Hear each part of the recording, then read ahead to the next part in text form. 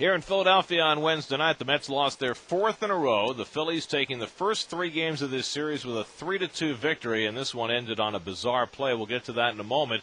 The Phillies took a 2-1 lead after one. David Wright homered for the Mets in the top of the first inning off Jamie Moyer, but then Oliver Perez gave up homers to Jimmy Rollins and Pat Burrell in the bottom of the first, and the Mets were immediately behind the 8-ball. Yeah, he settled down after that, Oliver Perez. He did walk 5, but he struck out 10. But the really fall from grace is walking the pitcher Jamie Moyer, who came around and scored on the sac fly from Pat Burrell with the bases loaded. So that ended up being the winning run. Carlos Delgado's base hit tied the game in the fourth before the Phillies regained the lead in the next inning. Well, Carlos continues to hit. He hits well here in this park, and at the Mets, it looks like now September is going to be interesting and every game important. And if Delgado can get his act together, it would be a big plus offensively for the Mets. On the positive side, probably the only positive on the Mets side is that they got 10 hits today. They haven't been hitting. They left 7 men on base. Reyes got on twice, got picked off twice.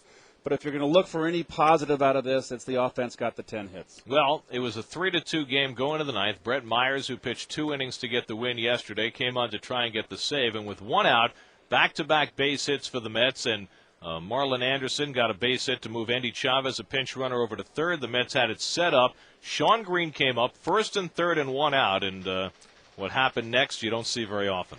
Well, you don't. With a chance to try to turn 2, but it didn't look like they were going to be able to. Anderson went out of the baseline to get Iguchi.